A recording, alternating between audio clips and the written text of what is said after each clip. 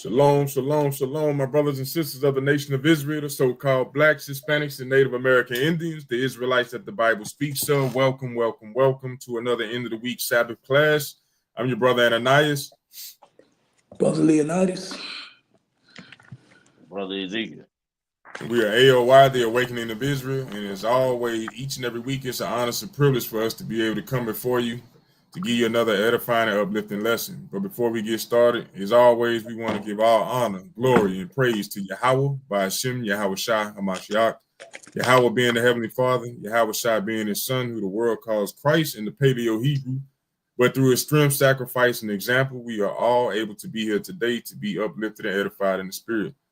So we appreciate the Most High for all things that he do and does. You know, we can never exalt him enough.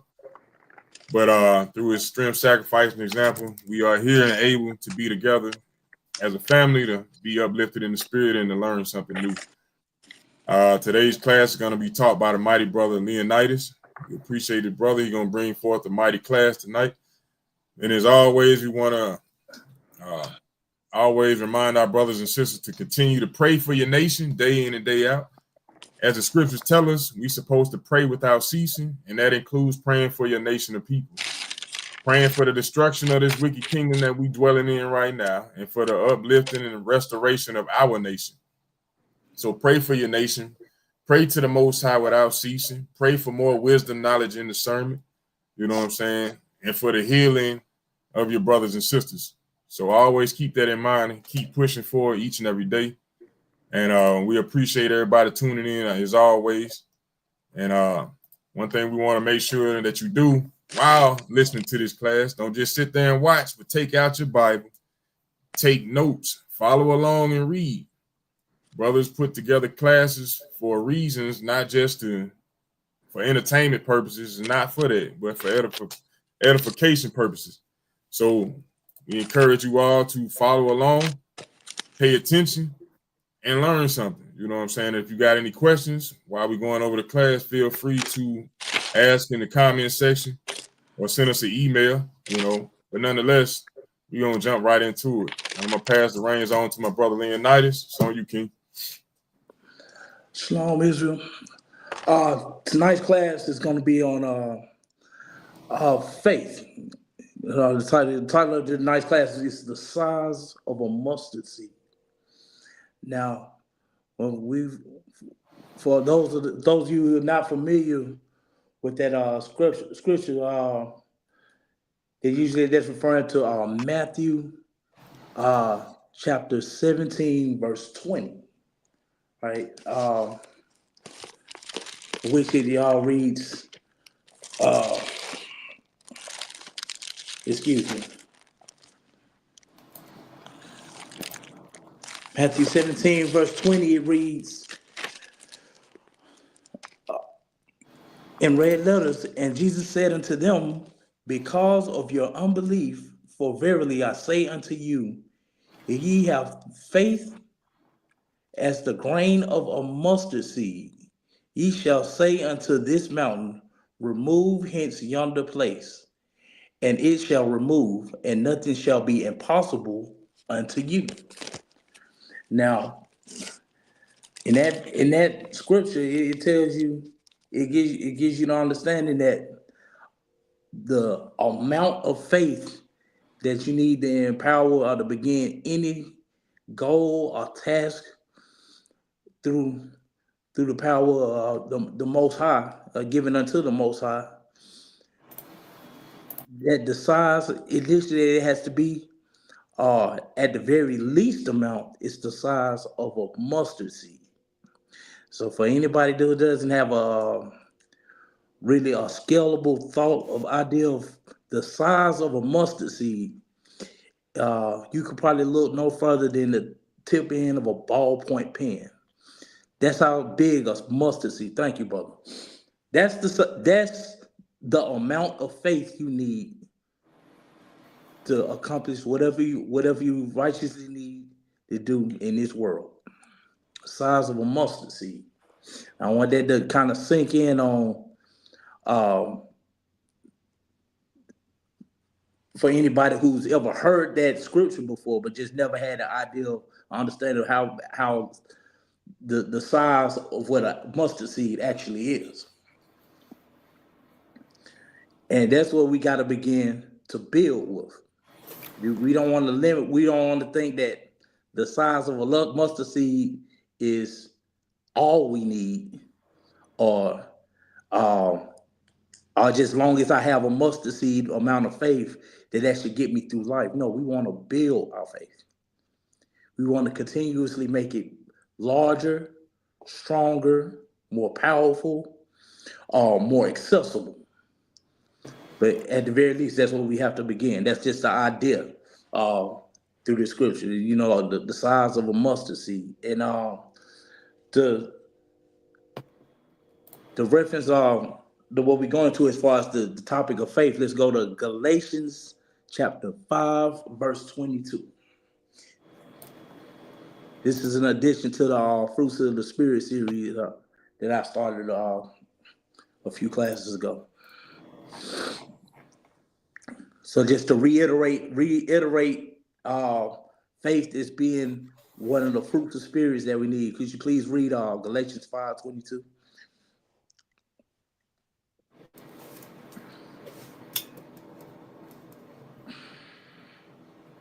Where is he?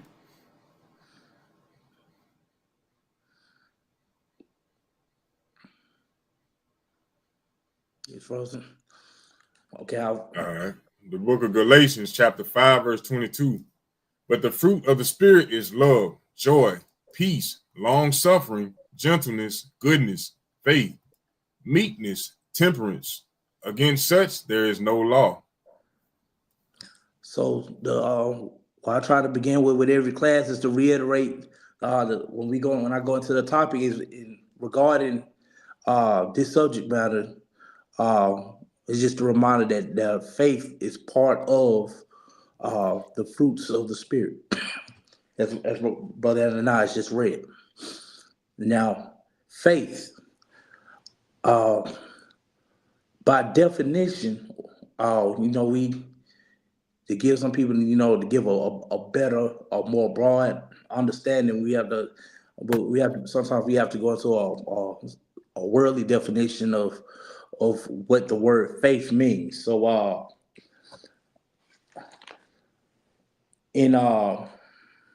by definition, the word faith, it means fidelity or trust, or strong belief in God or doctrine of religions when based upon spiritual apprehension rather than salaki, rather than proof.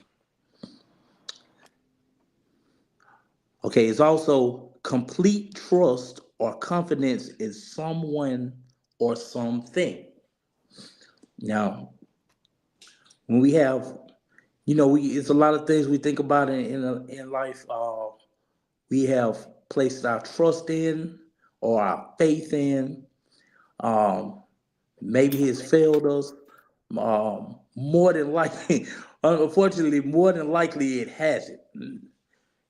But faith is not that we should. It's not to say that we should give up on faith. We should. It's also is in a sense it's to show us that it's actually worth building on, because anything that's worth having in this world is worth fighting for. Is worth working hard for. But in order before we can do any of those things, we have to have faith. Because understanding of faith without works is dead. So we gotta have the faith. We can't forget to have it. It's one of the powerful, most crucial things. Okay, so also another definition to add along with that is to go biblical, which is the most important thing. Let's go to the book of Hebrews, chapter 11, verse 1.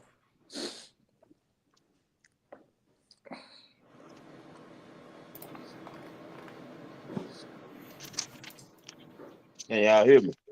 Yes, sir. Yeah, yes, sir. All right. The book of Hebrews, chapter 11, verse 1. Now, faith is the substance of things hoped for, the evidence of things not seen. Okay, so if we go into the scripture, it says, faith is the substance of things hoped for, the evidence of things not seen. So we know that when you have desires for things, it is not in that moment attained to you or attainable to you, or you don't have a plan or a route of action for it.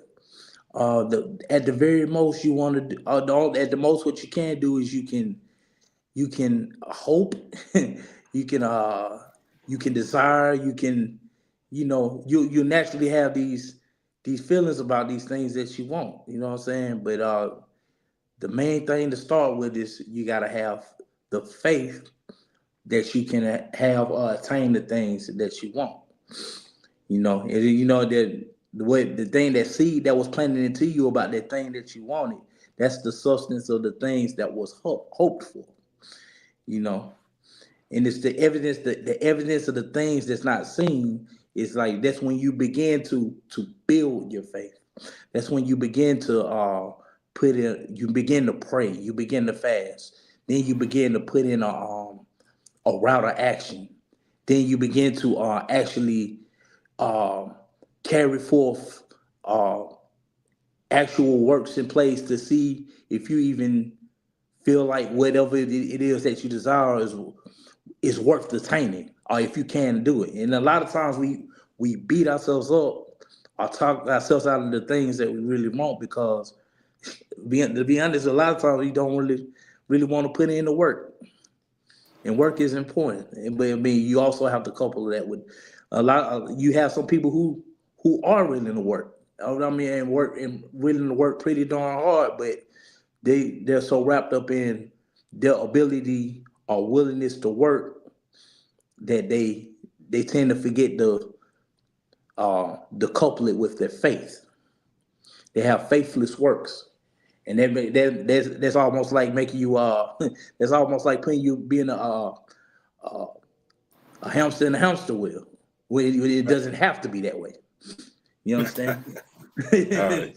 Because when you have that faith, when you couple your faith with your works in the Most High, even though you may you may not even be certain that you're doing it whatever you're doing the right way, but you have the proper faith along with your works. The Most High will He'll move those mountains for you, as we read earlier. He'll move the mountains for you. He'll put things into place just as long as you can continue to make your showing of your effort and the showing of your belief through your faith. All right. So that's to give a pretty concise definition of the word faith. What I want to go into tonight is going to try to keep this as brief as I possibly can, but I want to show some examples of individuals in the Bible who exemplified a strong, a noteworthy display of faith in the Scripture. So to begin there, I want to start with uh, uh, my brother Joseph, son of Jacob. Now, Joseph, this was a young man who he he knew who he was.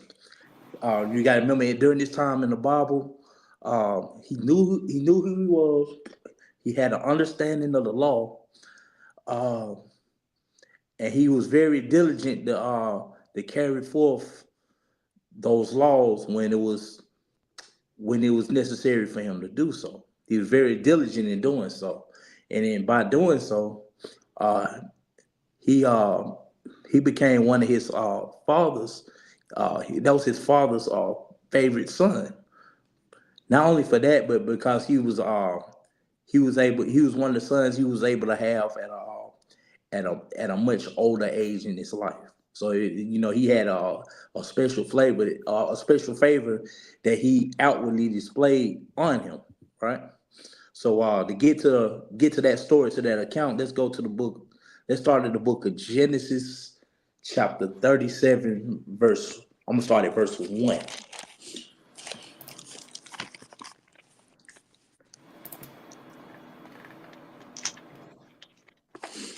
Said Genesis 37. 37, verse 1. All right. The book of Genesis, chapter 37, verse 1. And Jacob dwelt in the land wherein his father was a stranger, in the land of Canaan. These are the generations of Jacob. Joseph, being 17 years old, was feeding the flock when his brethren and the lad was with the sons of Bilhah and with the sons of Zilpah, his father's wives, and Joseph brought unto his father their evil report. Okay, so what was going on was Joseph. He was out helping his brothers. They were sheep herders. They were shepherds, and they were tending to the flock.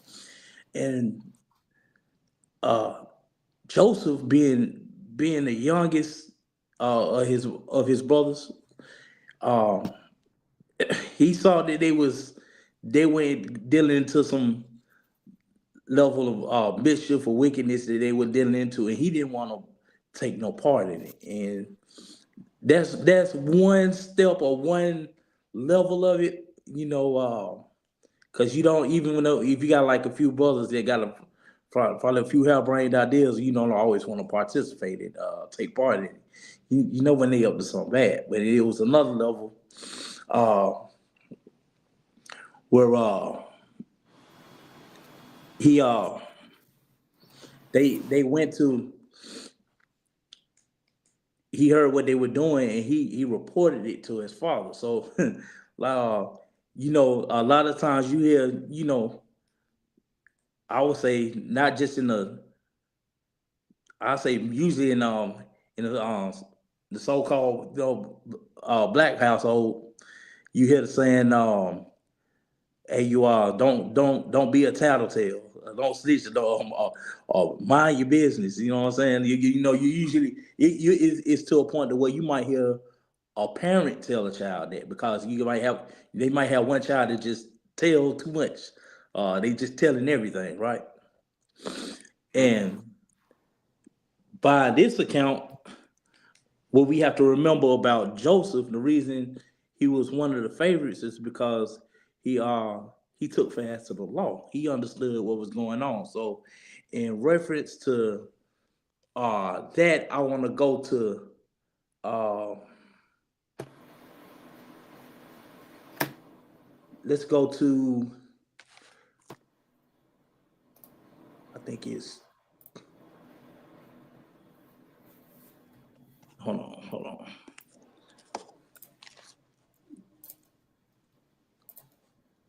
I'm gonna this down.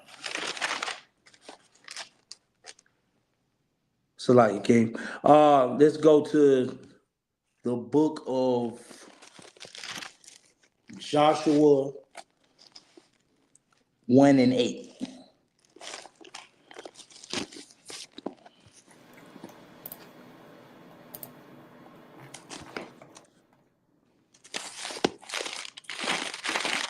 The book, the book of Joshua, chapter 1, verse 8. The book of the law shall I'm not sorry, I'm depart. sorry, you can drop that. I'm sorry, that's the wrong one. It's Leviticus chapter 5, verse 1. Salaki. Mhm.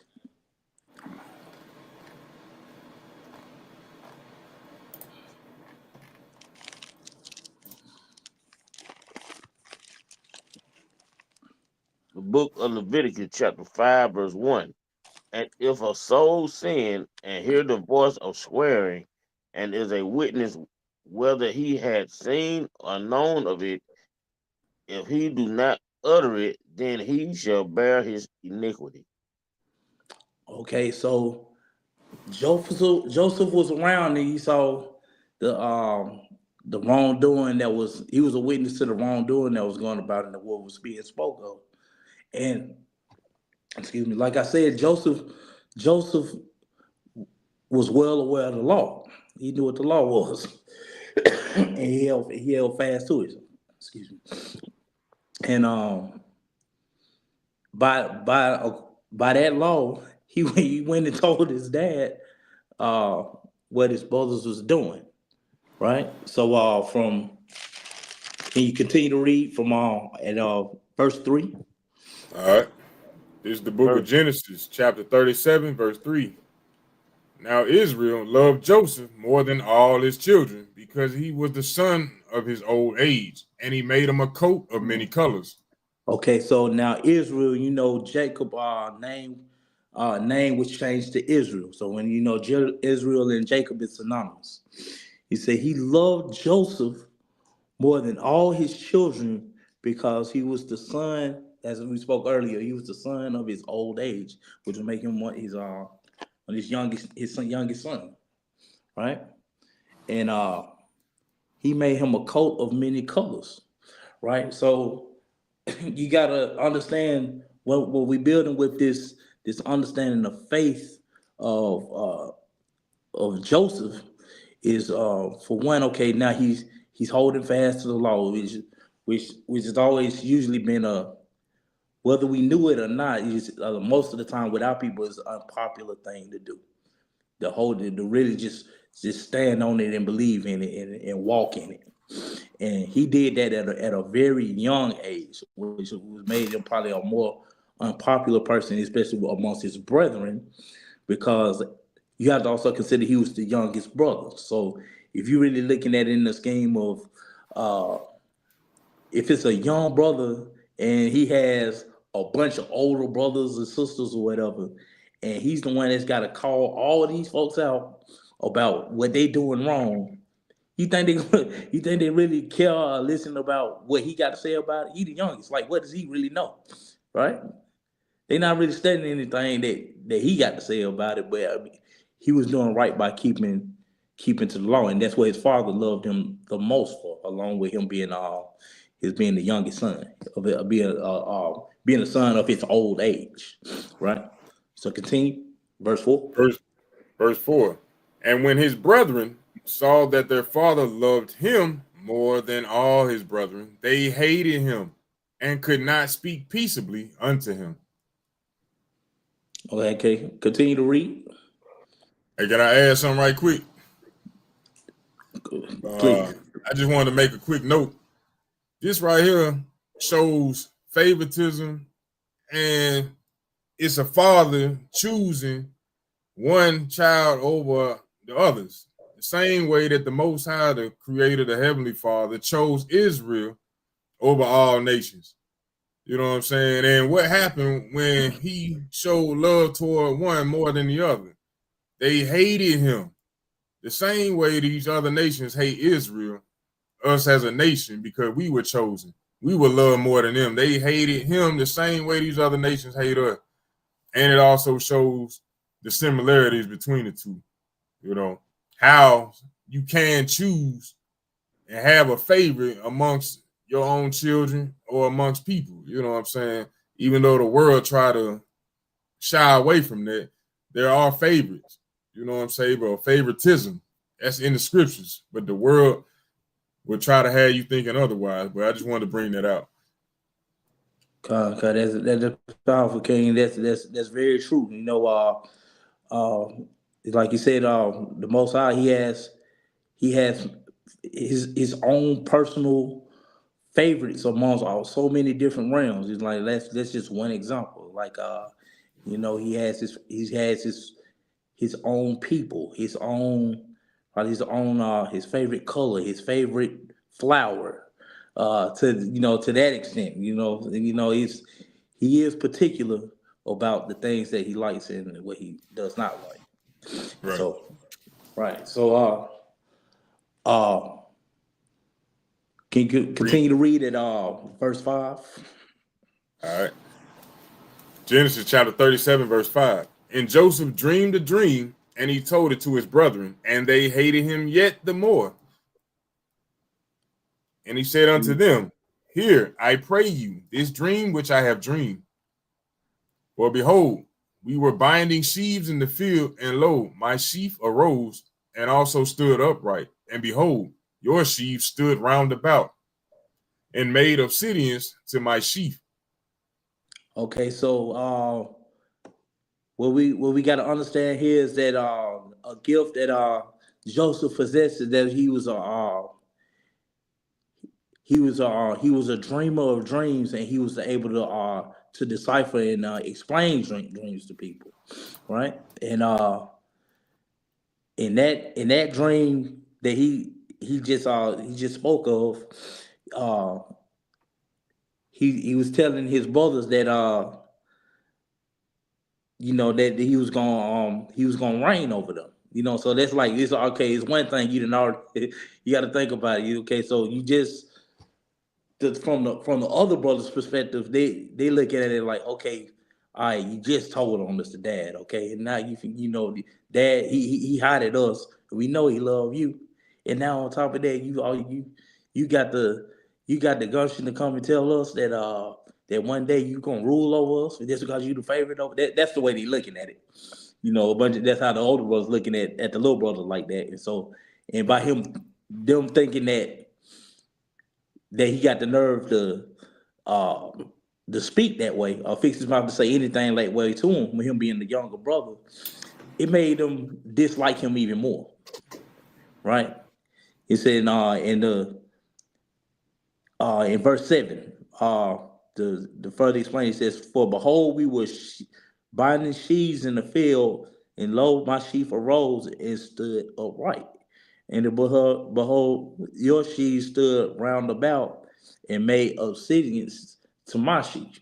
So the word or obeisance, so like the word obeisance, that means to make like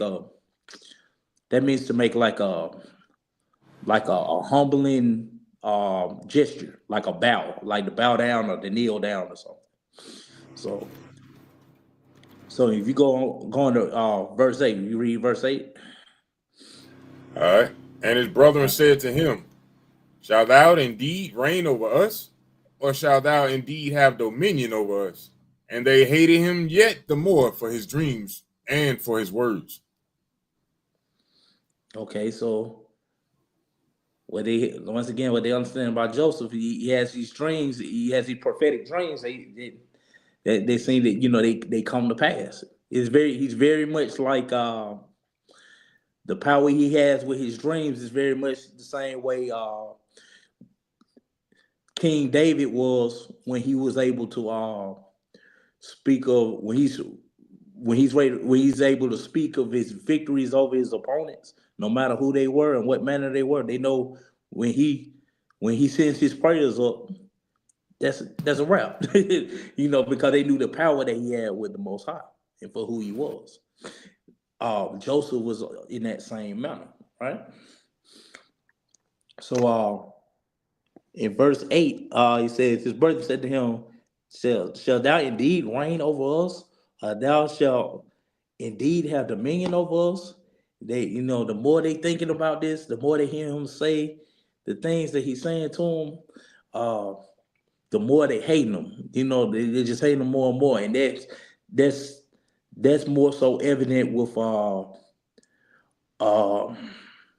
what we understand about the scriptures when we search the scriptures about the book of Deuteronomy, chapter 28, verse 54. That's what it speaks about the state of our brotherhood. You got Deuteronomy 28:54.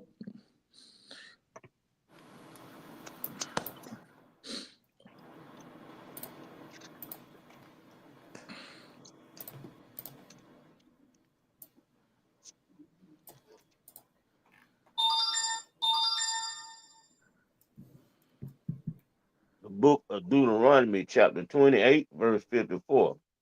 So that the man that is tender among you and very delicate, his eye shall be evil toward his brother, and toward the wife of his bosom, and toward the remnant of the children which he shall leave. So I mean that's another that's a in the context of one of our stories, one of our so like the stories of our forefathers. That's just another example of what we call hatred, or the curses of Deuteronomy, on 28:54, the hatred of blacks on blacks. You know, uh, that happened early. You know, you can go all the way back to the before even Deuteronomy. You go all the way back to the Book of Genesis to find that example. You know, we constantly had a hatred towards our people for the type of people we were prophesied to be, stiff necked and stubborn people. So from there, uh, I don't want to draw this topic out too far. So I'm gonna try to jump a little bit. I'm gonna go from let's go from 37. Let's drop down to verse 18. Okay.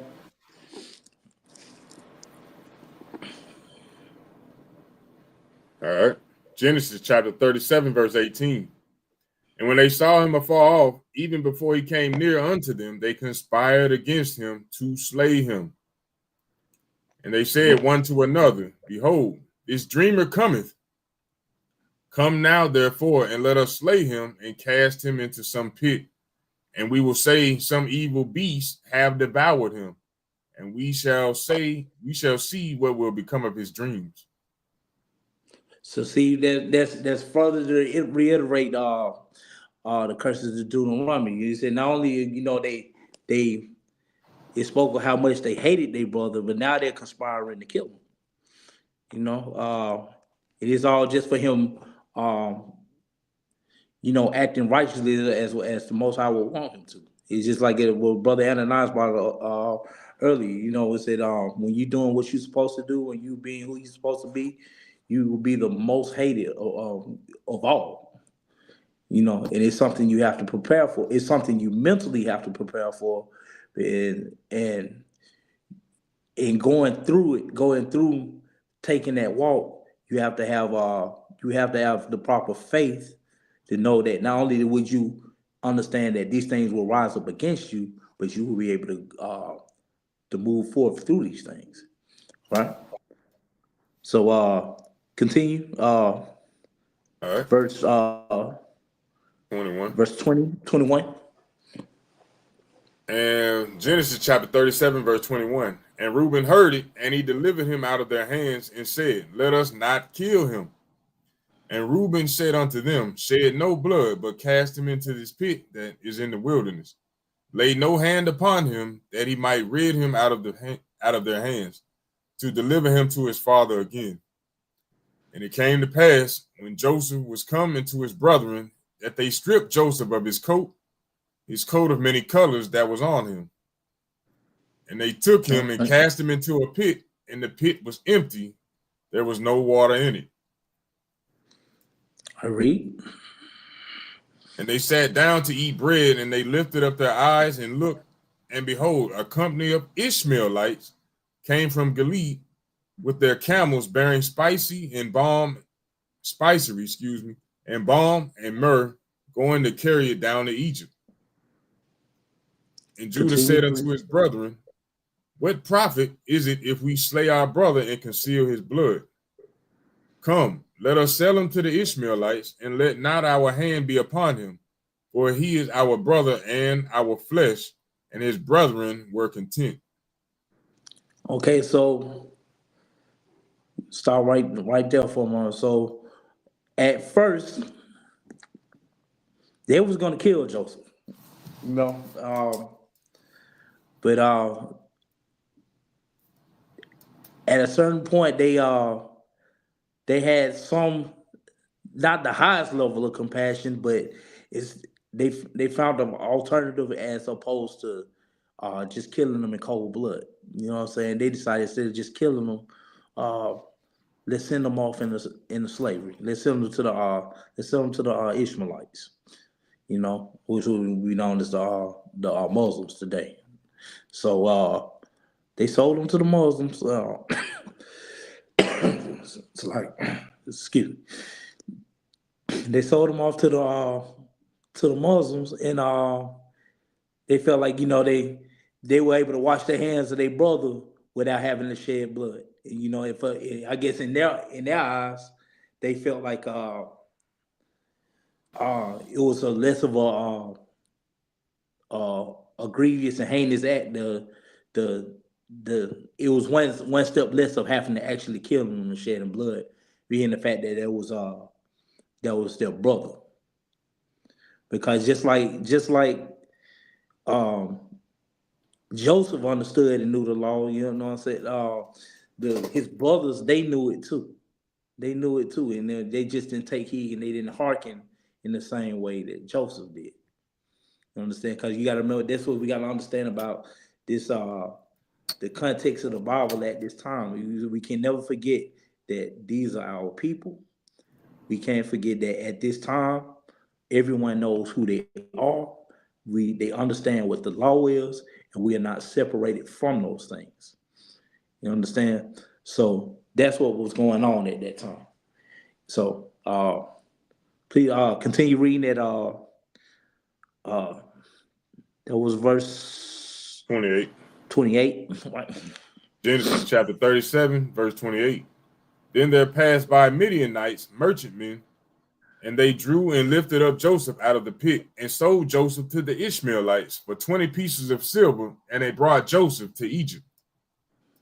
And Reuben returned unto the pit, and behold, Joseph was not in the pit, and he rent his clothes. And he returned unto his brethren and said, the child is not, and I, whither shall I go? And they took Joseph's coat and killed a kid of goats and dipped the coat in the blood. Salaki. And they sent the coat of many colors, and they brought it to their father and said, this have we found. Know ye not whether it be thy son's coat or no? Okay, And he knew it. Go ahead. so start right there. So what he did when he went back to the pit and he saw that Joseph was gone, um, they deceived their father by they putting the notion of the inkling in their father's head that Joseph is dead. Like he got attacked by a wild animal, something, he got killed, and they can't find his body. The only remnant of anything they could find, it was his tore jacket with blood. Well, they took a goat's blood and stained the jacket with it, and they tore it up as if he had been attacked. That's what it mean when he said that he was that the jacket was in rent. That he rented the jacket. That means he tore it up. So when they get down to verse 33 said, and he knew it, it is my son's coat, and evil beasts have devoured him. Joseph is without rent in pieces. Okay, so like can you continue read at 34? All right. And Jacob rent his clothes and put sackcloth upon his loins and mourned for his son many days. And all his sons and all his daughters rose up to comfort him, but he refused to be comforted. And he said, for I will go down into the grave until my son mourning. Thus his father wept for him. And the Midianites sold him into Egypt unto Potiphar, an officer of Pharaoh's and captain of the guard. Okay, so we gotta understand his father was so grieved by what he thought or understood to be his son's death that what they did at that time is when they prayed or hoped for the most out of a situation or whatever, the best they could do to build up, or if they really wanted to answer their prayers, their prayers answered. Salaki, they would have to humble down to the most uh to the lowest form of what they know possible. So it's like, say if you were like say if you were like a wealthy, and in this times, if you were like a wealthy multi-billionaire entrepreneur, but you had a strong faith for the Most High and had an understanding of how He moved in your life, right? In order for the Most High, you will have the understanding for in order for the Most High to even listen to you to understand, you will have to publicly, in front of everyone, you will have to bring yourself down to the lowest level you possibly can, or for the Most High to hit to understand, for the Most High to understand that your prayers are sincere. So he showed a sincerity in how much he wanted his prayers to go forth. That what he would do, he would afflict this spirit by putting on a sackcloth.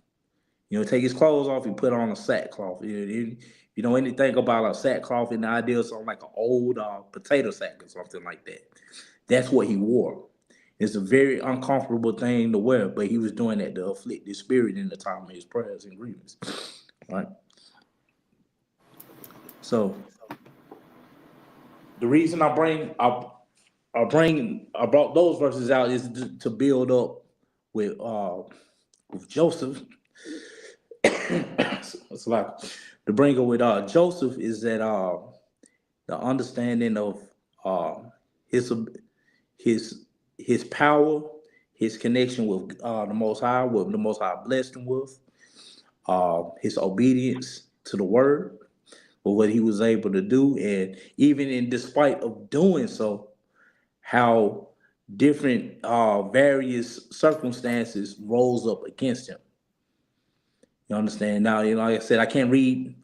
We're gonna read some more, but I'm not gonna read off every individual account of of Joseph because it's a deep story. But I'm gonna continue more with I'm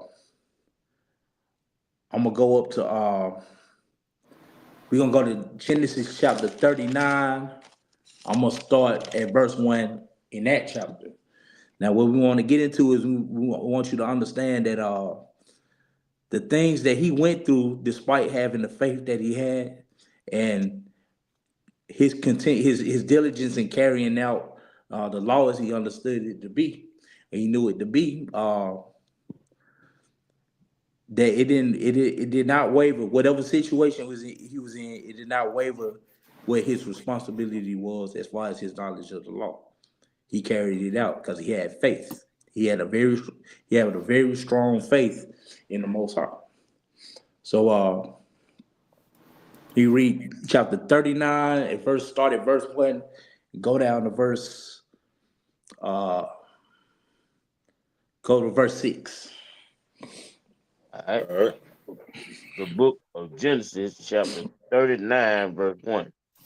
And Joseph was brought down to Egypt, and Potiphar, an officer of Pharaoh, captain of the guard, an Egyptian, brought him of the hands of the Ishmaelites, which had brought him down thither. And So at this point in the story, after he was sold, as he was bought by the Ishmaelites sold him into Egyptian slavery. So he was in captivity of the Egyptians, right? Go ahead and read.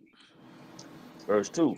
And the Lord was with Joseph, and he was a prosperous man, and he was in the house of his master, the Egyptian.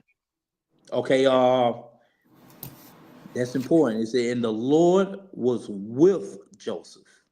So him being in Egypt, and Joseph being a Hebrew who followed the law, he was with him. He was in favor of him despite of what was going around him. And he was in the even though he said the Lord was with Joseph and he was a prosperous man. So even though he wasn't even in his homeland, his native homeland, he was actually in the land of his oppressors. He was still a prosperous man. And he was in the house of the master, the Egyptians. So now there's a precept I want to bring out for that. Let's go to I accidentally brought it out earlier, but that's Joshua. That's the Joshua in 1 and 8 that I needed to bring out.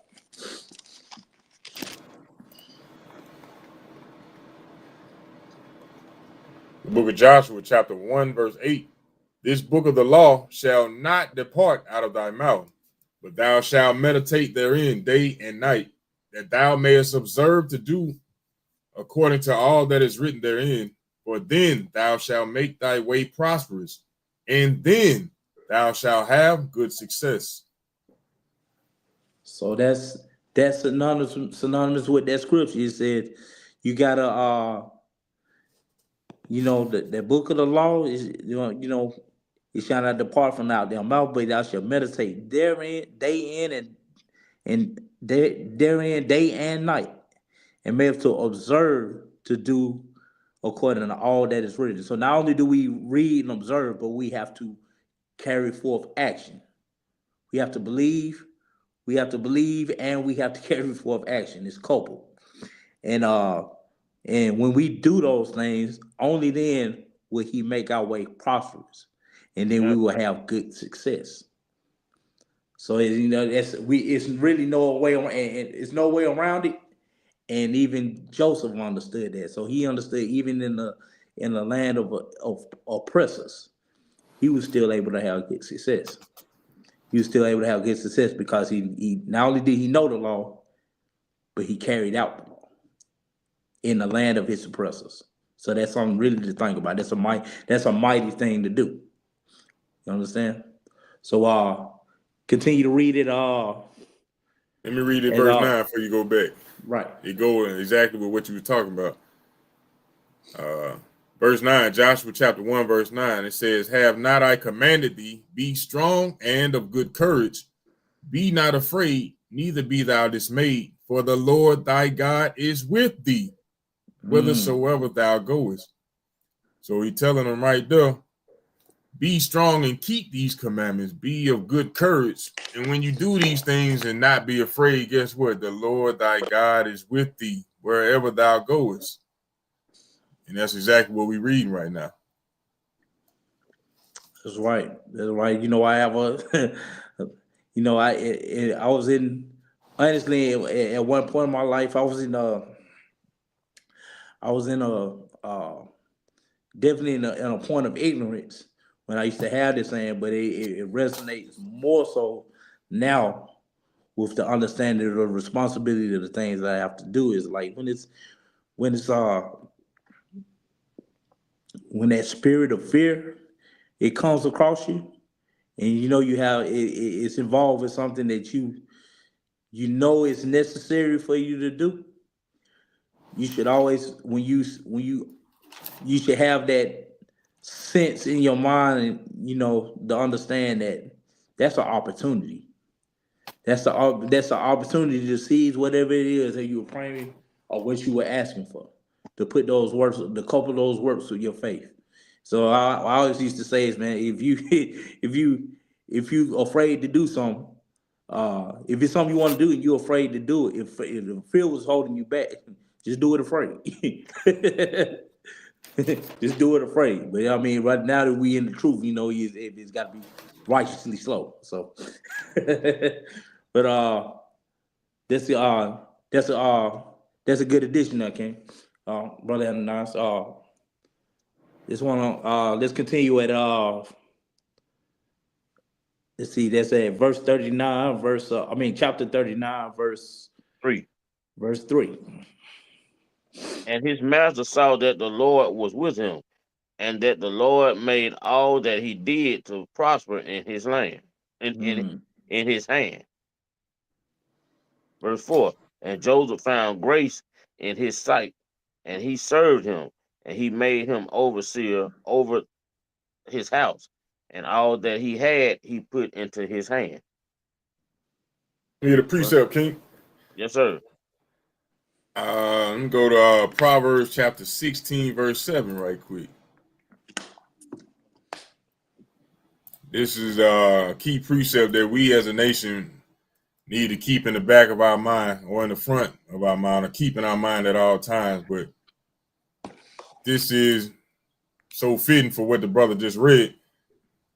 Is Proverbs 16 and 7. It says, when a man's ways please the Lord, he maketh even his enemies to be at peace with him. And that's exactly what you just read. Joseph was doing the things that pleased the Most High. The Most High was dwelling, and he was with Joseph. And what happened? He made his enemy to be at peace with him, where his enemy made him to be ruler over his substance. See that? And he made it to prosper in everything that he did. That's a powerful precept right there. And that's the to further encourage everyone, who's listening to this.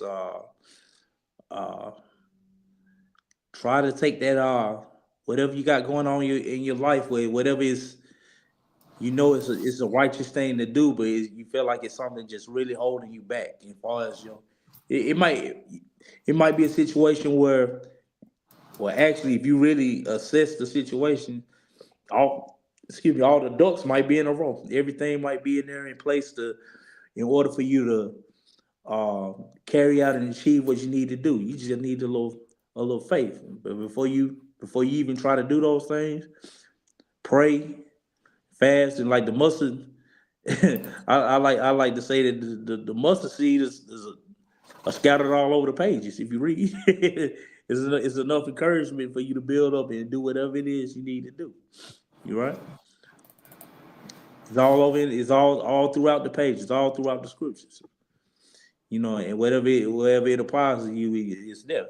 So uh, let's go to let's continue at verse 5. Verse 5.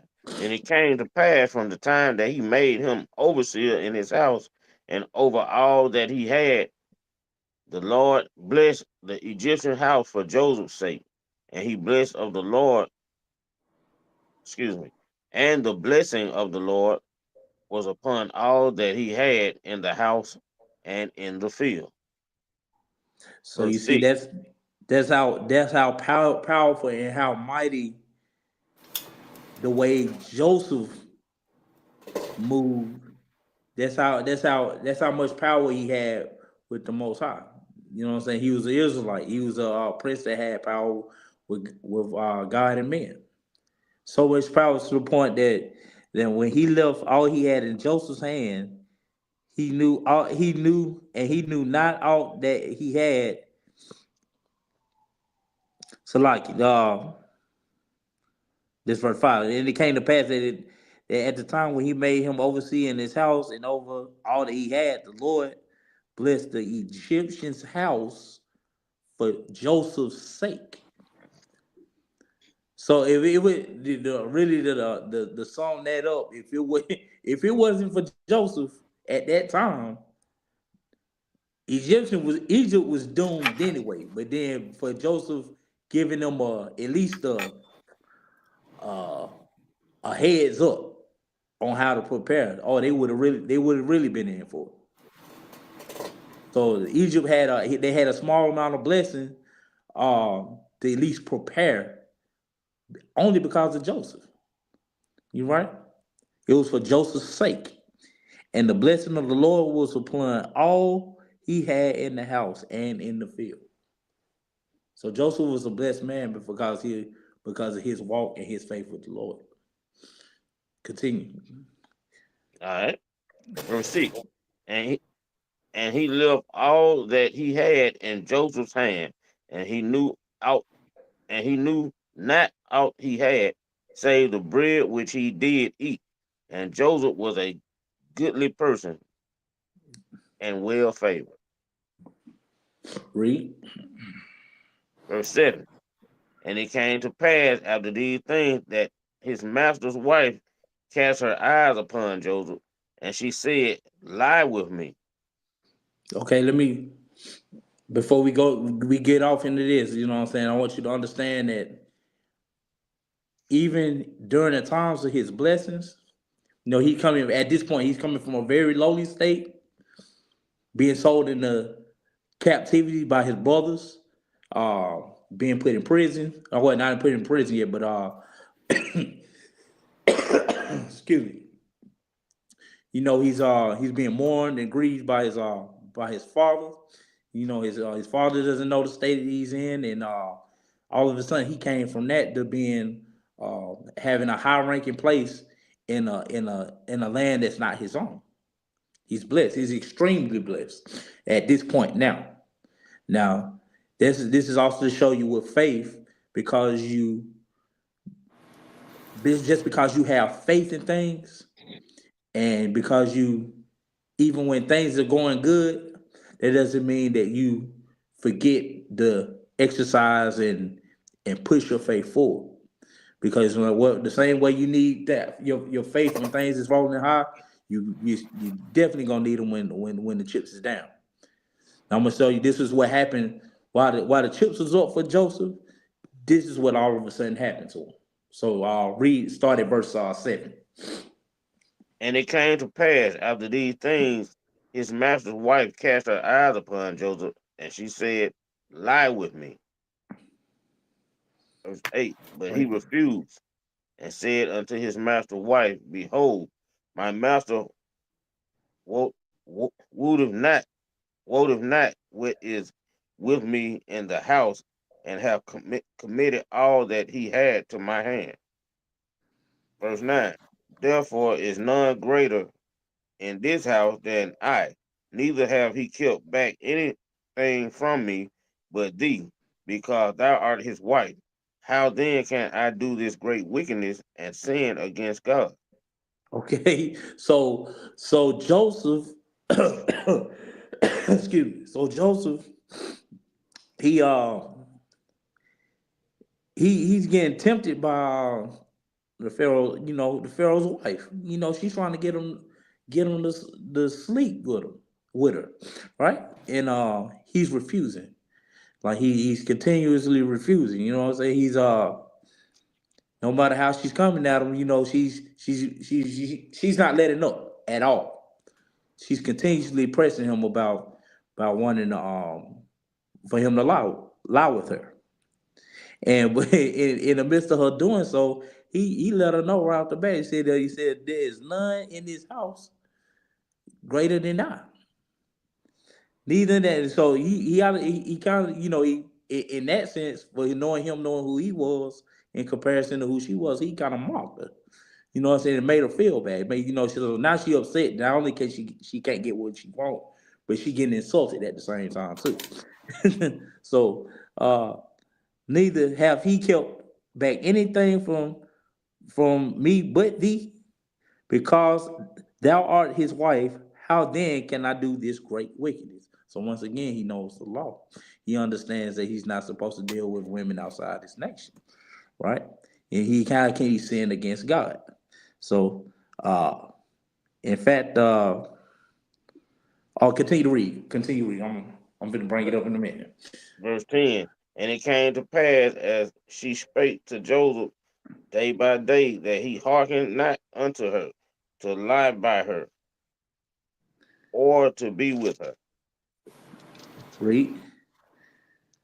And it came to pass about the time that Joseph went into the house to do his business, and there was none of the men of the house there within. And she caught him by his garment, saying, lie with me. And she left his garment in her hand. Excuse me. And he left his garment in her hand and fled and got him out. Okay. So you see, she continued pressing Josh Joseph with the same results every single time. No matter how she came to him, he kept saying no. He's just like no, no, no. You know what I'm saying? Uh, and for what he did, and this is something that's very profound. Not really even being uh championed amongst men, right? It's that verse. It's not the most popular thing. It's a chapter. Uh, uh, I'm sorry, verse 13. Can you read verse 13 one more time? Verse 13. And it came to pass when she saw that he had left his garment in her hand and was fled forth. So when she tried to pull him in to tempt him once again, he fled. And that's commanded upon us as men to do when we in a situation of temptation in that regard. It says, let's go to First Corinthians chapter 6, verse 18.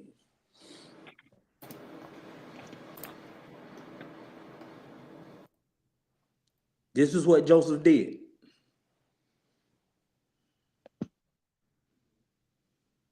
Call it out again. This is First Corinthians chapter 6, verse 18.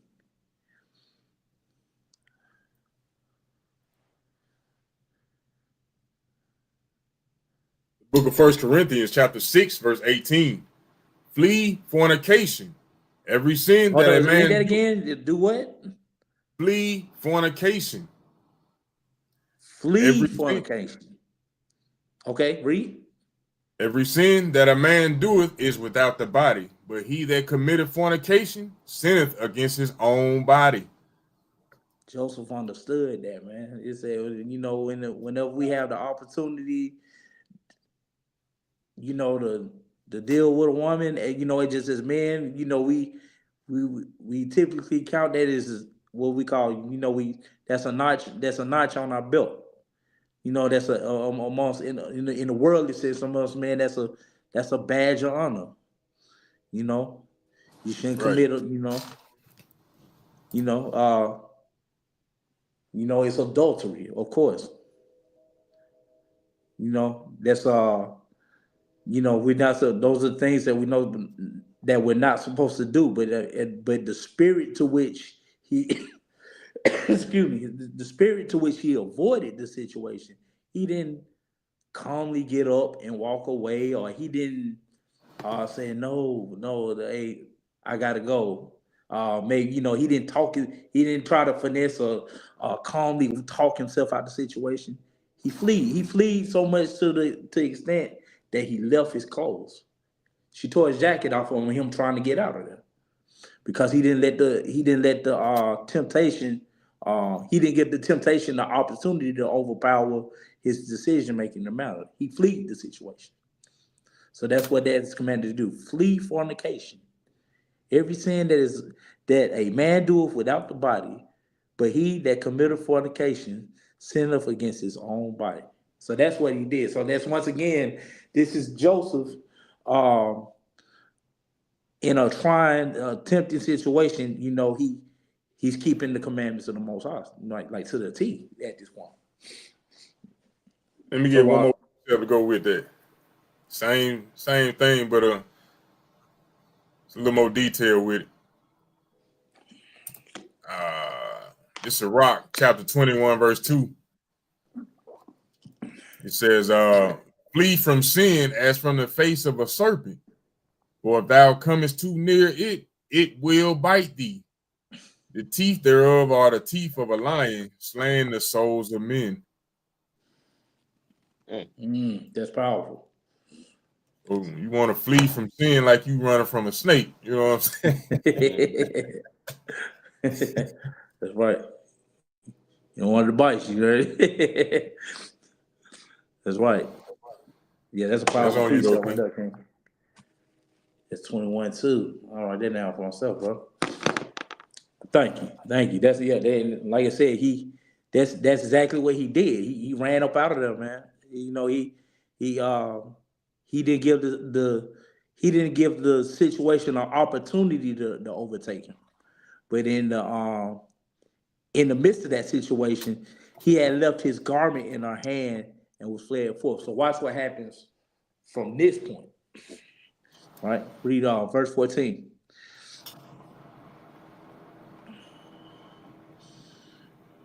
Verse 14. Then she called unto the men of her house and spake unto them, saying, See, he have brought in a Hebrew unto us to mock us. He came in unto me to lie with me and cried with a loud voice. All right, so Verse, she'll say, she she in the sense she bearing a false witness on Joseph now because she ain't getting what she wanted. She the telling one's like she trying to make it seem as though he he trying to create the whole situation, right? So read verse 15. Verse 15. And it came to pass when he heard that I lifted my voice and cried, that he left his garment with me and fled and got him out. Now see that? You see how he he kept the commandment, but the fact that he left his jacket behind, she used that against him as some form of a evidence to validate her story because he left his jacket behind. But he fleed the situation. And read verse 16. Read it on out. Read it on out to verse 23. All right. Verse 16. And she laid up his garment by her until the Lord came home. And excuse me, let me start that over. And she laid up his garment by her until his Lord came home. Verse 17. You highlighted, brother. Verse 17. And she spake unto him according to these words, saying, the Hebrew servant which thou hast brought unto us came in unto me to mock me. Verse 18. And it came to pass, as I lifted up my voice and cried, that he left his garment with me and fled out. Verse 19. And it came to pass, when his master heard the words of his wife, which she spake unto him, saying, after this manner did thy servant to me, that his wrath was kindled. And Joseph's master took him and put him into the prison, a place where the king prisoners were bound, and he was there in the prison. I But the see. Lord, Read. but the Lord was with Joseph and showed him mercy and gave him favor in the sight of the keeper of the prison. Verse 22. And the keeper of the prison committed to Joseph's hand all the prisoners that were in the prison, and whatsoever they did, he was the doer of it. Verse 23. The keeper of the prison looked not to anything that was under his hand, because the Lord was with him, and that which he did, the Lord made. Okay, so he said he made it to prosper. So in this situation, Joseph, when he was falsified upon about him being accused of dealing with another man's wife, they threw him in prison.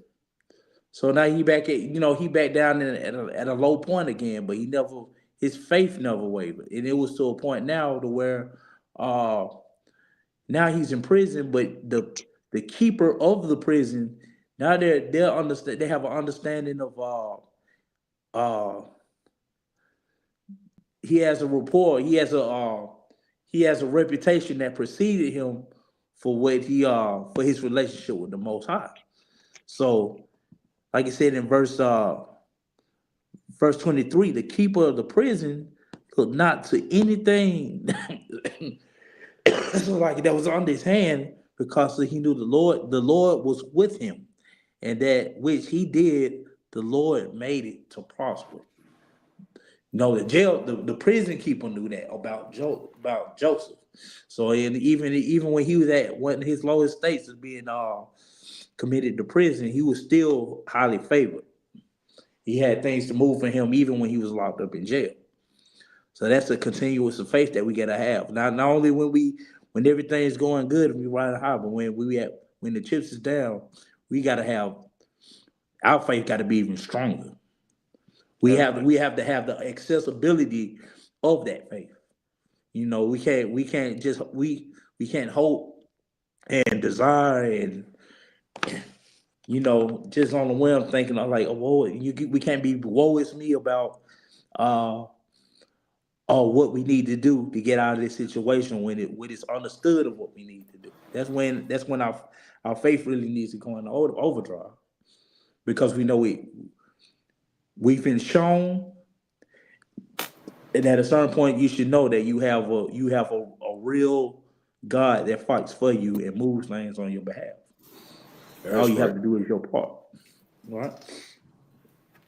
So for now I'm gonna go to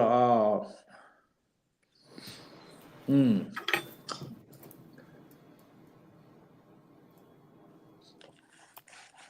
I want to leave it off with him being in prison, but ultimately uh uh Joseph, he becomes he has a high ranking position in Egypt. He ruled. The king gives him like rulership right underneath him over everything in Egypt. And around this time, he uh he was understood that his opportunity to move up became because he was understood to have the power to dream and prophesize over and explain dreams. And Pharaoh took that understanding of what he was able to do to heart, which allowed him to move up in position over Egypt.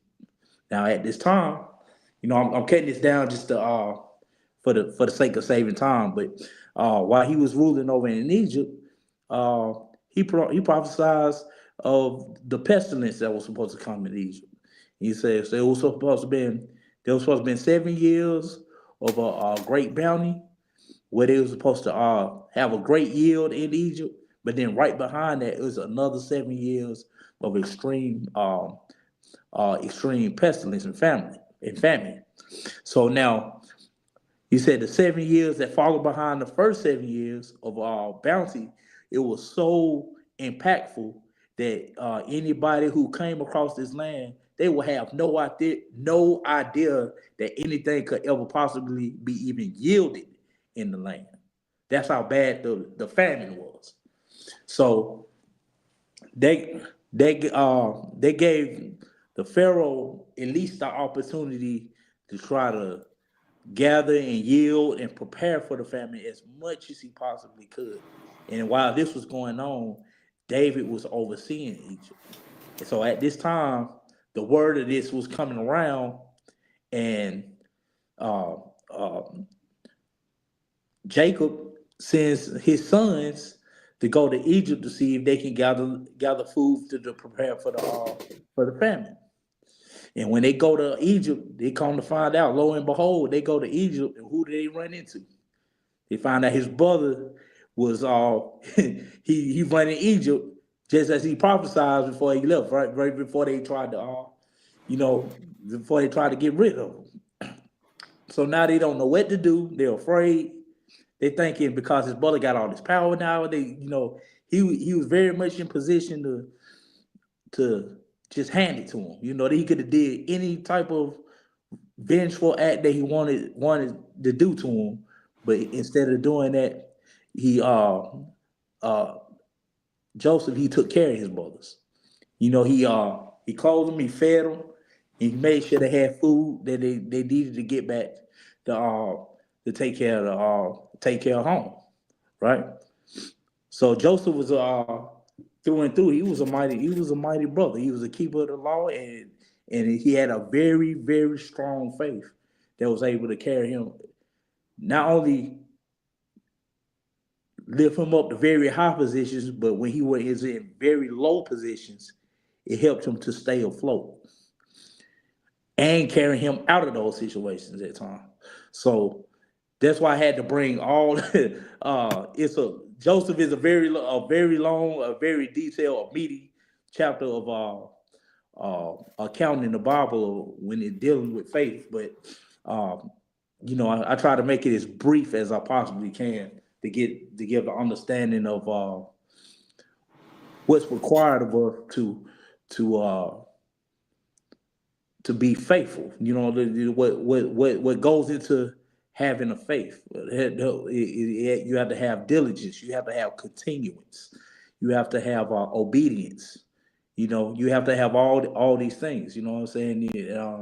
once we have understanding and put into practice and uh,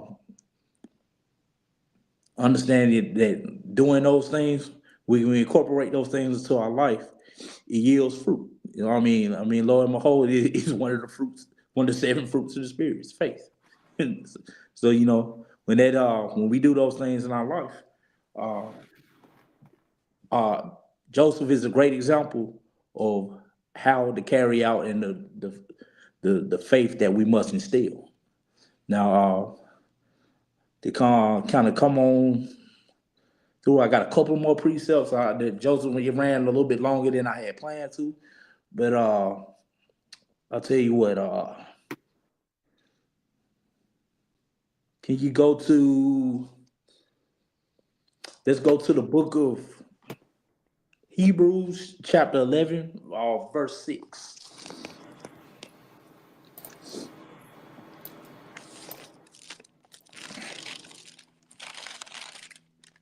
I think it's one I need.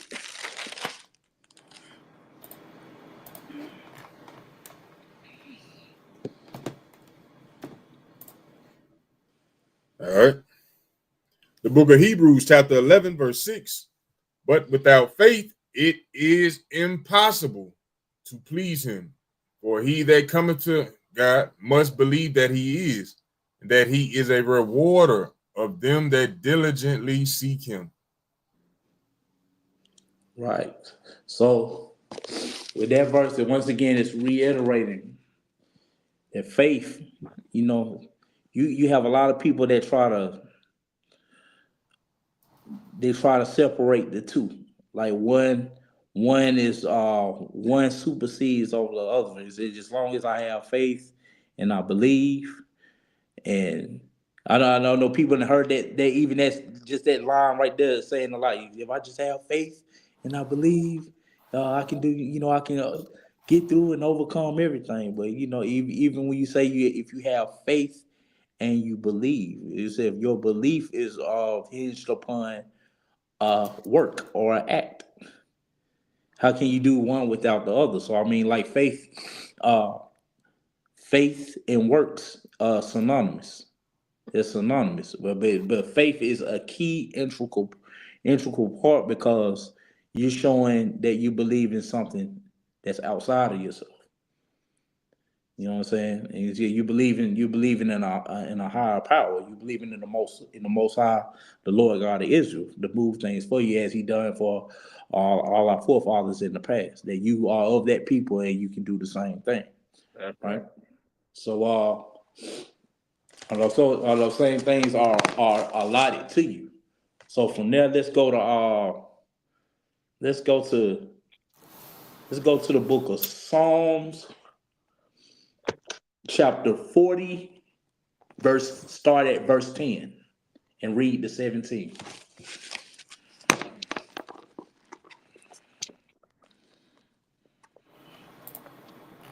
Psalm chapter 40. Psalms 40.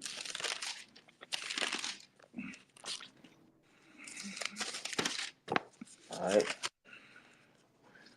Now come. The book of Psalm chapter 40, verse 10. I have not hid thy righteousness within my heart. I have declared thy faithfulness and thy salvation. I have not concealed thy loving kindness and thy truth from the great congregation. Verse 11. Withhold not thou thy tender mercies from me, O Lord. Let thy loving kindness and thy truth continually preserve me. For innumerable evils have compassed me about. Mine iniquities have taken hold upon me, so that I am not able to look up. They are more than the hairs of mine head. Therefore my heart faileth me. But please, O Lord, deliver me, O Lord, make haste to help me. Let them be let them be ashamed and confounded together that seek after my soul to destroy it. Let them be driven backwards and put to shame that wish me evil. Let them be desolate for the reward their shame.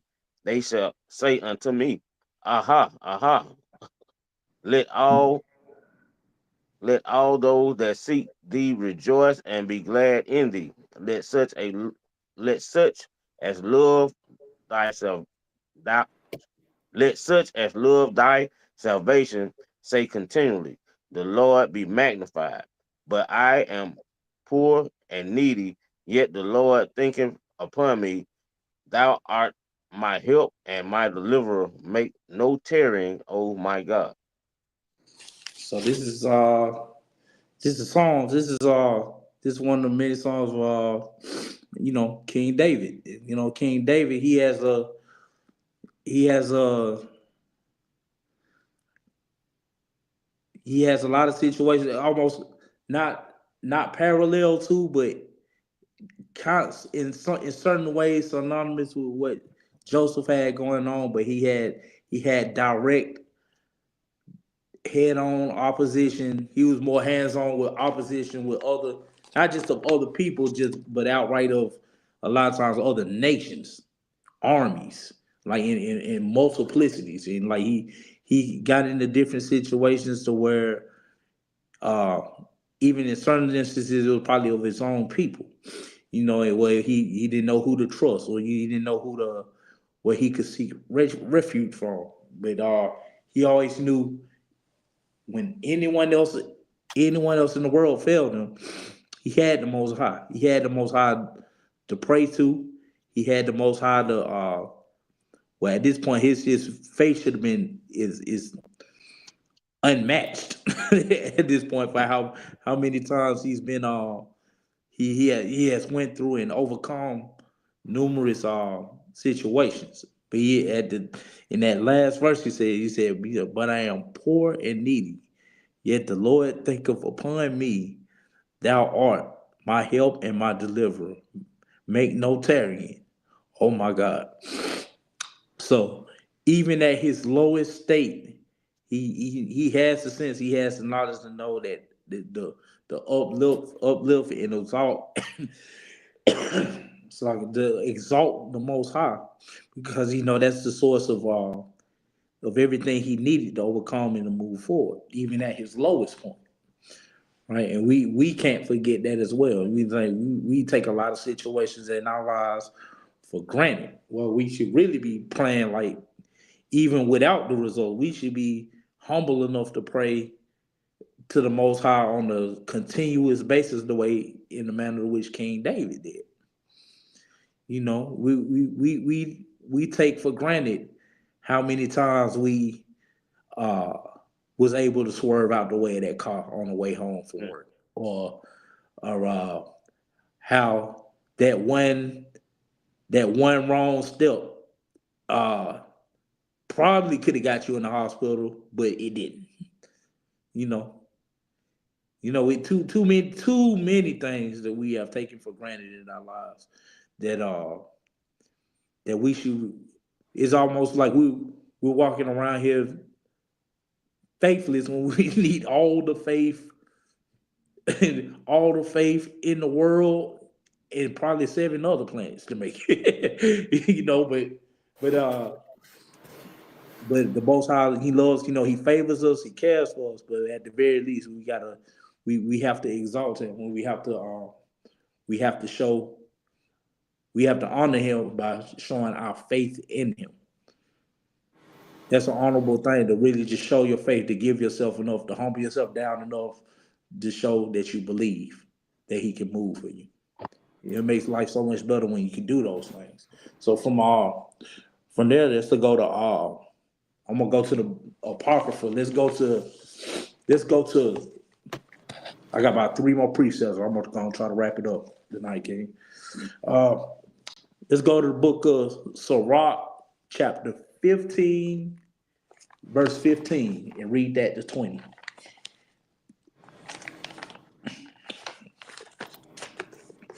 I did go in to say, how we supposed to have faith in the Most High at all times. But just think about how much faith we as a people have in our jobs. Because we don't get paid every day. We get paid once a week, once every 2 weeks or once a month, but we'll go in there faithfully, day in and day out. Right. Hey, putting the lives on the line just to make it to work, then to do the job once we there. You know what I'm saying? Then come all the way home, do that every day of the week, just having faith that they're gonna pay us. Think about that. Right. But we be struggling to have faith in the Most High. That's crazy. Call that out again though. It's Sirach 15:15, and read that to 20. All right. This is the book of Sirach or Ecclesiasticus in the Apocrypha, chapter 15, verse 15. If thou wilt to keep the commandments and to perform acceptable faithfulness, he have set fire and water before thee. Stretch forth thy hand unto whether thou wilt. Before man is life and death, and whether him liketh shall be given him. For the wisdom of the Lord is great, and he is mighty in power and beholdeth all things. And his eyes are upon them that fear him, and he knoweth every work of man. He commanded no man to do wickedly, neither have he given any man license to sin. It is. So he said, if thou wilt to keep the commandments. So in our faithfulness and our the faith in the works. Uh, as Israelites, man, the understanding of those commandments, that law, it ain't gonna be too far behind. You know, we gotta keep the commandments and to perform the acceptable faithfulness. So like we can't be confused when we come into this truth and have in our understanding of our day-to-day walks, what our works are. Mm-hmm. You understand? So it's an emphasis on it when it said faith without works is dead. There's a outlined works. And once you understand what the works are, then we can get to work. And then we can make things happen. We can make the mountains move for us, as we read earlier in the scriptures. He said, he have set fire and water before thee. Stretch forth thy hand unto whether thou wilt. Before man is life and death, and whether him liketh shall be given him. So I mean, the choices, the ultimately in the things that we do in this life is down to a decision. You could choose life or you can choose death. I mean, uh, man, I don't have that precept on right away, but there's another scripture that tell you it gives you a choice. He says you have a choice between choosing life or death. He said, but it tells you to choose life. So you get the Bible, but the Bible don't leave a lot of things to mystery. He said not only they'll ask you the question, but if you're not sure, he'll give you the cheat sheet. Choose life. Right? Let's see, verse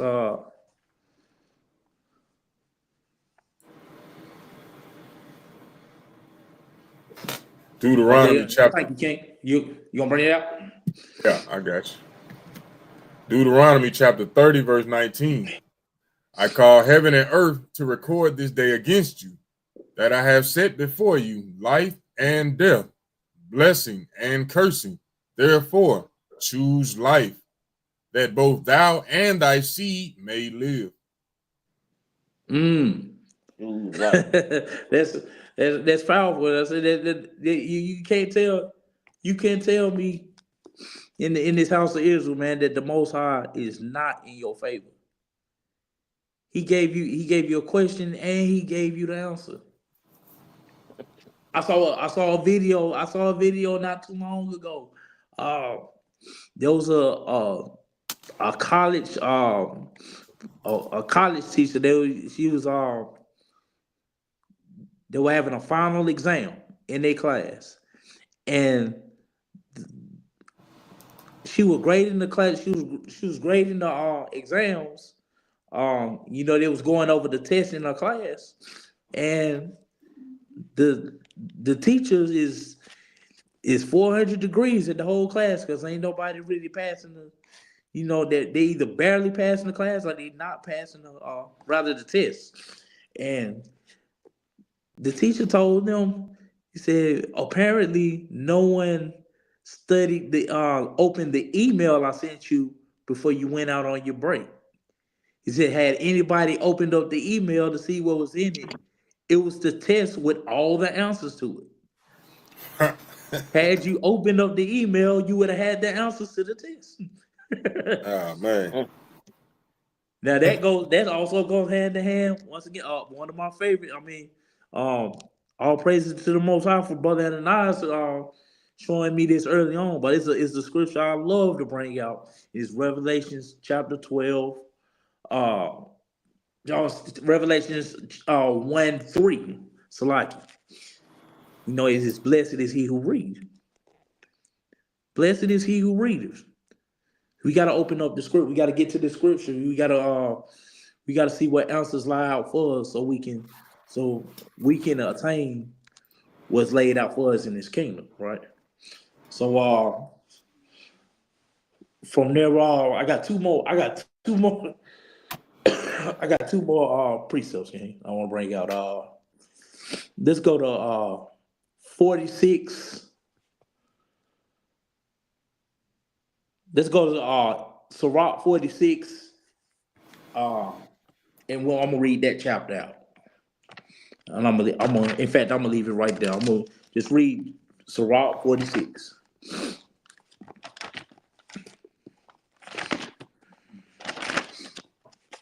All right. The book of Sirach or Ecclesiastes, chapter 46, verse 1. Jesus, the son of Nabat or Navi, was valiant in the wars and was the successor of Moses in prophecies. Talking about Joshua, who according to his name was made great for saving the elect of God and taking vengeance of the enemies that rose up against them, that he might set Israel in their inheritance. Okay, read. How great glory got he when he did lift up his hands and stretched out his sword against the cities, who before him stood to it, for the Lord himself brought his enemies unto him.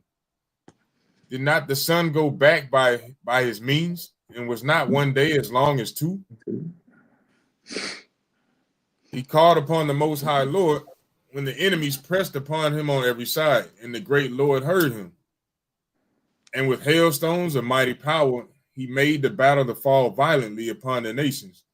And in the descent of Beth Horon, he destroyed them that resisted, that the nations might know all their strength, because he fought in the sight of the Lord, and he followed the mighty one.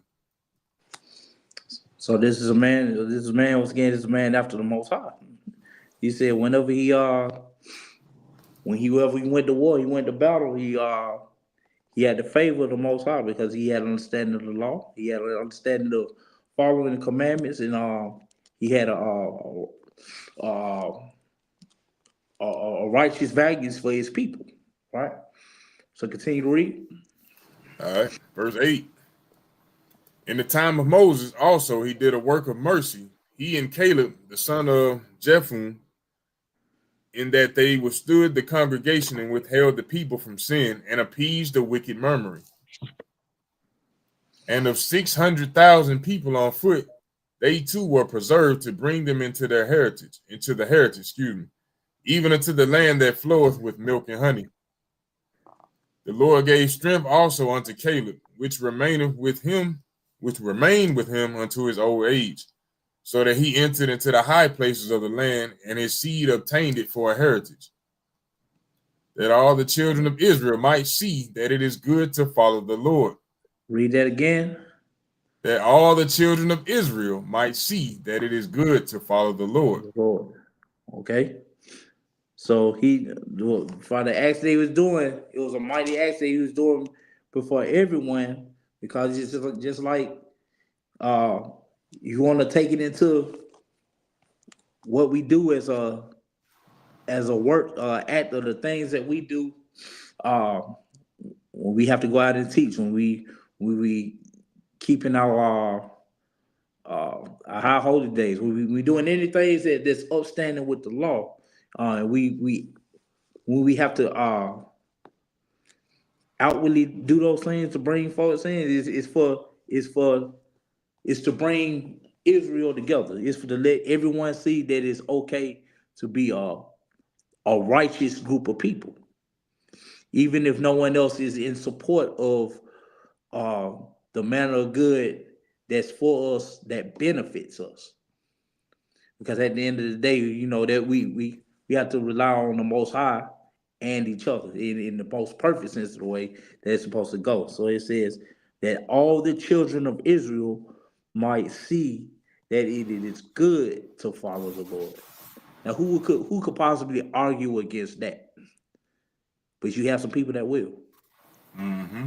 So you gotta be minded. You gotta be the one who that's ready to stand up when the Most High asks, who will stand up for me against the wickedness and the wrong and wickedness and evildoers. You got to be the one to stand up, right? Verse 11, please. All right. This is verse 11. And concerning the judges, every one by name, whose heart went not a whoring, nor departed from the Lord, let their memory be blessed. Let their bones flourish out of their place, and let the name of them that were honored be continued upon their children. Mm-hmm. That goes also hand in hand at all. Sorry, King. There's not just go straight off into it, but it's another verse that they tell you that a good name is worth more than riches. So that's like another example. A good name. A good name will carry you far.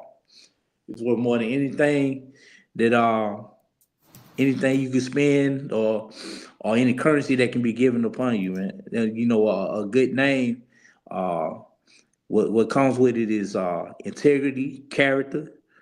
Uh, uh, a rapport. It goes.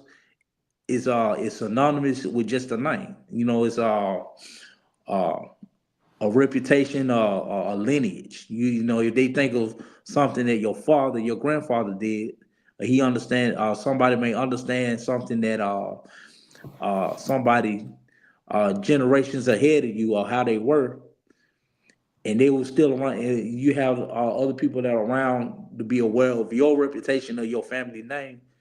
That alone might give you a chance to get in some doors that you probably wouldn't even be able to get into on your own. A good name is powerful. So continue, read. All This right.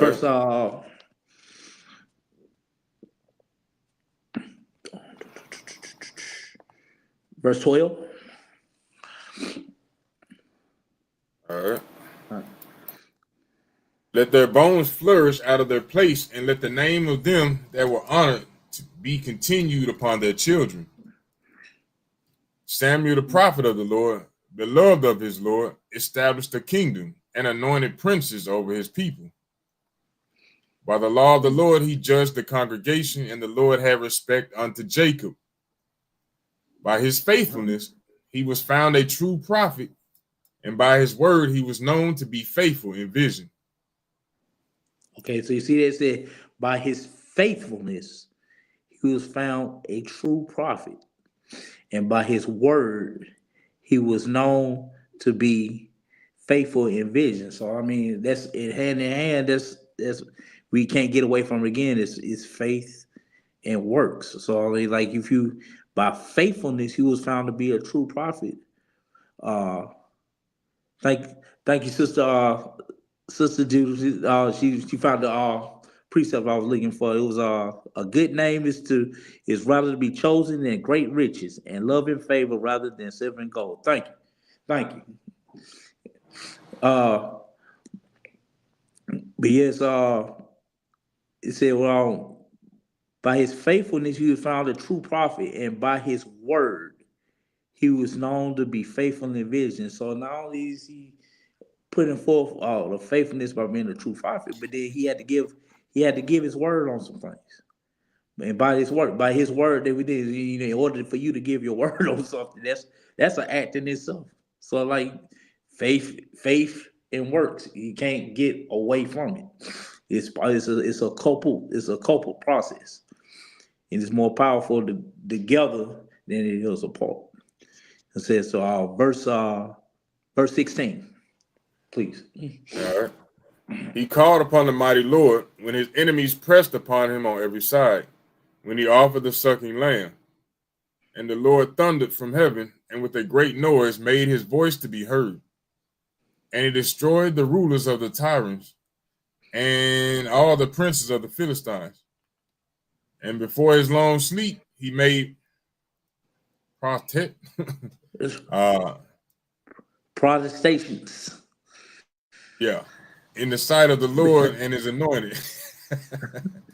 I have not taken any man's good, such so much as a shoe, and no man did accuse him. And after his death, he prophesied and showed the king his end, and lifted up his voice from the earth in prophecy to blot out the wickedness of the people. All praise. Mm. So you see that. So after what he was able to do, the Most High, he he made a powerful action. They said he thundered from heaven with a great noise to make his voice to be heard, and destroyed the rulers of the Tyrians and the princes of the Philistines. So those are what we know as the Hamitic tribes of the Africans. So and before his long sleep, he made protestations in the sight of the Lord and his anointed. I have not taken any man's goods so much as a shoe, and no man did accuse him. And after his death, he prophesied and shewed the king his hand, lifted up his voice from the earth in prophecy to block out the wickedness of his people. So he retained, even into the death, he had the faithfulness in the Most High, and with that faithfulness, he retained a good name.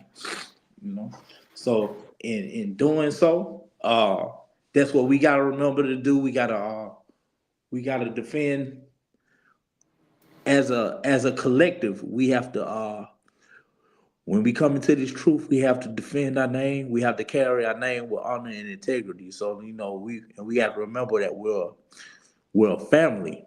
We're a family that we got. Not only do we need to have first and foremost faith in the Most High, but we got to have for the struggle that we have to go through together. We got to have a certain level of faith in each other, in ourselves. You know, we going through things together. We have to have have certain levels of compassion and understanding for one another as we go through our day to days. You know what I'm saying? And we got to uplift each other. And you know do what's right according with the scripture first and foremost. But just having the love of the brotherhood.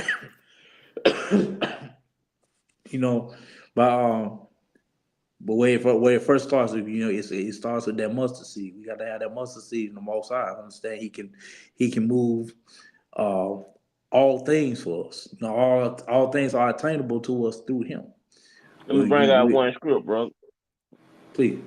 It's the short script, Luke chapter 1, verse 37. And it said, "For with God nothing shall be impossible." So that's going to what you just was saying just now. That's why we have to have faith, no matter what type of situation you're in. Never give up faith on the Most High, like He can't bring you through it. He said, "For with God nothing shall be impossible." And nothing means nothing. Nothing shall be impossible. So we must always keep all our faith in the Most High, regardless of what kind of situation we in. If you at rock bottom, always keep faith, because He can bring you out of that state of being in rock bottom. So that we have to remember.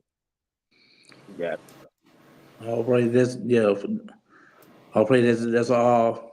That was powerful right there, King. That's a good thing to remember to keep on the constant in our minds, and also along with that is like I said, as far as a good name, we have to remember when we really come into this truth, we're Israel.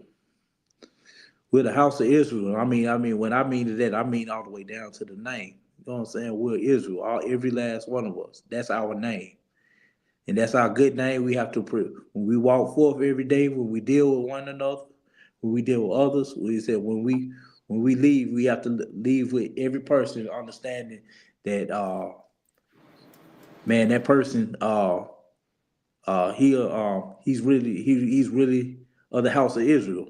He's really in that family of Israel. That's your name. You got to carry it, honor and integrity. That's your good name to protect, to build a reputation on from henceforth forward, right? So we got to make sure we do that. We got to understand how we need to do those things, and in doing so, we have to begin first and foremost by having the faith, learning how to build the faith. You know what I'm saying? And he's making the Most High makes it so easy for you. He doesn't say you have to have the faith the size of a bottle cap, a quarter, uh, I don't know, a potato chip. He said you use this of uh, you use faith the size of a mustard seed. That's extremely small. I don't know how much stuff I could walk over that I could think of that's the size of a mustard seed. But I mean, that's a you probably could find some on the bottom of your stuck to the bottom of your shoe. That's probably the size of a mustard seed or smaller, probably. And that's what he requires of you to build your faith.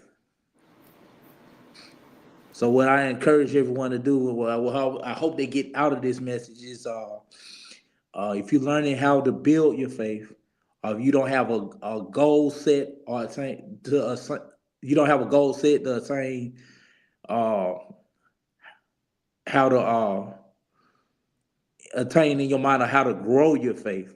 Just always keep in mind, you always have to set beyond the mustard seed. The mustard seed is only the starting point.